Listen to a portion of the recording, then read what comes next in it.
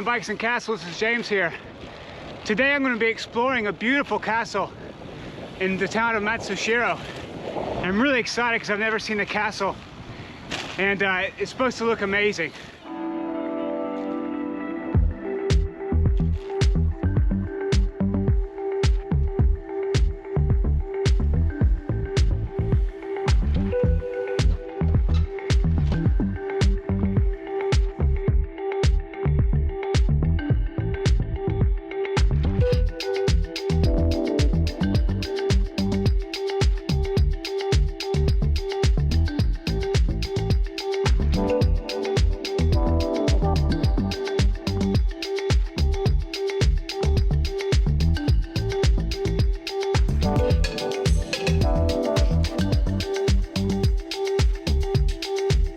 The weather started off pretty nice today, but as I've gotten out and started riding, looks like a storm cloud has kind of drifted in.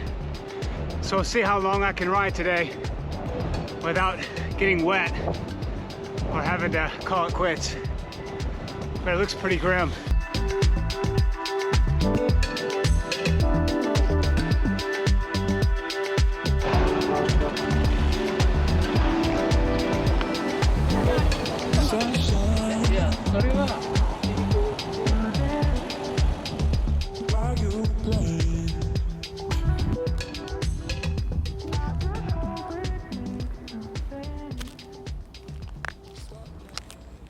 So despite the rain, I've made it to the castle, and first impressions right away is just wow.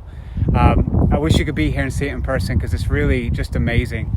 It's just exactly how I imagined it, exactly how it would be 500 years ago. Well, certainly not the same as 500 years ago. According to the map, there have been quite a few changes over the years. Matsushiro Castle has seen its share of demolition and building projects. Established in 1560 by Yamamoto Kanasuke, the castle was burned down in 1717, but rebuilt in 1718. In 1742, the castle was devastated by a flood and was not rebuilt until 1758.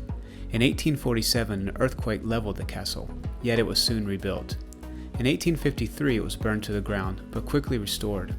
The final blow to Matsushiro Castle came in 1871 with the abolition of the Han, which was the period of state building. During this period, castles were destroyed, as they had the potential to challenge a centralized government. Though the castle has seen many structural changes over the past 5 centuries, one element has been a constant: its walls.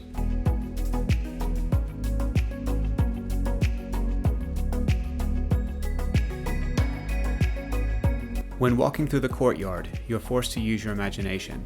Though the original wooden structures within these walls do not stand, you can reflect on how busy life would have been. You can imagine the wooden beams and structures, manicured gardens, and hear the noise created by government officials and castle workers. Individuals within would know their rank, job, and purpose, as well as the centrality of the castle within the surrounding area of Matsushiro. I often wonder what the original inhabitants would think if they knew their all-important fortress is now a public park and historic site. And these gates are obvious reconstructions, but they would have been built to form and built to exactly the same standard and exactly the same layout as it would have been 500 years ago.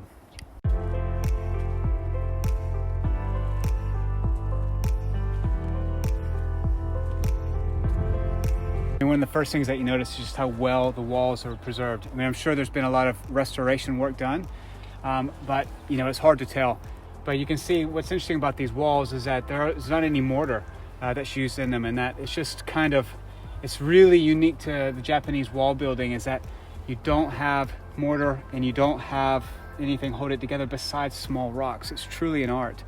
And you can see that the actual rocks make lines going through, and it really is special. It's really cool.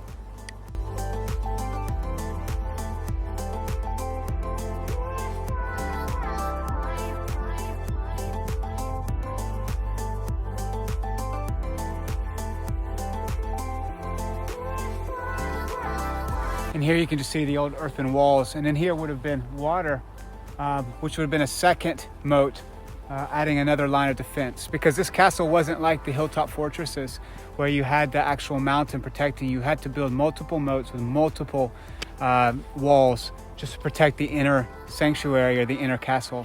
So, I mean, this is, you know, obviously it's been filled in since then, but this is kind of the outermost wall. You see walls over there, but where this is all land and a field now, this would have been water, just to add another layer of protection for the castle.